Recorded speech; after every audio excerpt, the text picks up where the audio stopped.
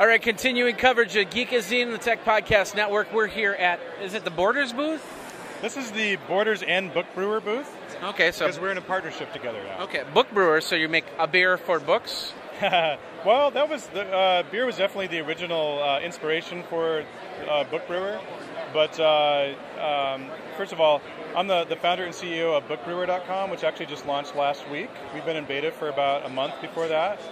And what we do is we allow people to turn their blogs and documents and PDF files and things like that into ebooks in minutes. And in my opinion, it can be done in 10 minutes if you have all your stuff together, because it's kind of a curation engine where you can drag content into chapters, click a button, we turn it into the EPUB file and MobiPocket for Amazon. Everyone else uses EPUB.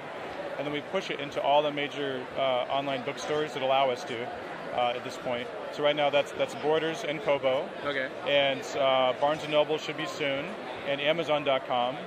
And we're set up already to go into Google Editions as soon as that launches. Okay. So that's our service. At the same time, it was kind of an interesting way to launch a company.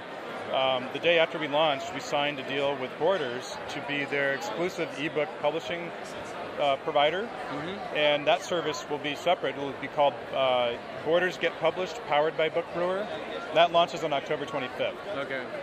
So that's why it's a joint booth.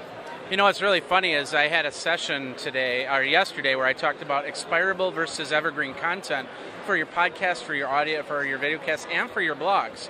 One thing that I talked about was the fact that these you could take your blog, not copy paste and you got an ebook, but you can take bits and pieces if you've got evergreen content and turn it into a book. And this is a perfect way to do that. Is there any cost that's blog to ebook in minutes? Exactly. Your blog, put in BookBrewer, your ebook, make money. What type of costs do we look on to do something like that? Yeah, so right now we have a two-tiered pricing model for $89.99, or I'll just say it, $90. That's what's showing up in the media anyways. Yeah. For $90, you can pay us to basically submit it to, use the service.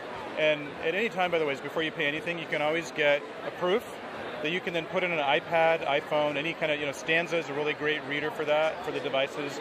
On the desktop, it's Adobe Digital Editions. But then when you want to actually start to sell it, then you can pay us $90 to submit it for you to all of these ebook stores, all right? And then on a monthly basis, we'll collect the revenues and then turn those around to you. Okay. If you have more than $25 coming to you and all those basics, kind of like affiliate marketing. Or you could pay if you're you have a larger audience, you want to maybe sell this directly to your audience on your blog, then you pay us $200 and you get the full file and you can do with it as you wish. Okay. So when it comes to it's funny. Some people you say $200, they're like, ooh, $200, and others are like, psh. And it really depends on how much they value their content, how big their audience is. Yeah. So for a blogger that has maybe 20,000 unique readers, not a problem at all. They can make that up with 3 sales, right? That's a really good deal. But we deal with everybody from the non-bloggers, the people in writers' workshops, or even like my daughter who's 7 years old. She made a book, which was great. We just put it in the neat receipt scanner, and then she was on Amazon 2 days later, and it was awesome. She got 4 sales automatically. Guess who they were from? You? Grandparents? Actually, no, I didn't buy her book. She was mad at me. You didn't buy the book? I didn't buy because I already had the free copy because Oh, you got the you got it off a torrent, right? I took it from the system and I had it. But no, it was grandparents on both sides, and then aunt and uncle. Oh, okay. Oh, that's cool. So she made like $20. That's not 7.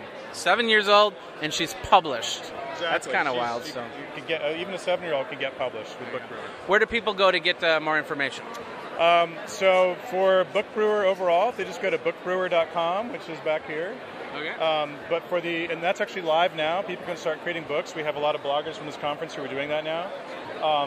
In addition, if they want to be part of the Borders product, if they go to borders.bookbrewer.com, then they can enter the email address to be notified when we launch. The current launch date is set to October 25th, so it's pretty soon. One more question, and that's how big should an ebook be? Yeah, it's everybody asks that question, and the people who are more focused on print and print on demand, they think about it more, and I think it's because they pay by the page. Okay. So the concept of page completely goes away with an ebook because people change font sizes. It can be as short or as long as you want it to be. But what I think of is, think about if you bought a book, how many chapters do you think should be in it? And then think about how long your posts are, and if they're good minutes worth of reading and make people think and ruminate, and then they want to go off and then come back and read more. Yeah. Then I think about 10 of those kind of posts would be the bare minimum, in my opinion. So I can actually show you some of the books. I don't know if they'll come out on your. That's probably good. But yeah, that's perfect. So BookBrewer.com or BookBrewer.com or borders.bookbrewer.com. All right, cool. Well, all right, thank you very much, Dan, all right. for Geekazine, the Tech Podcast Network. My name is Jeffrey Powers.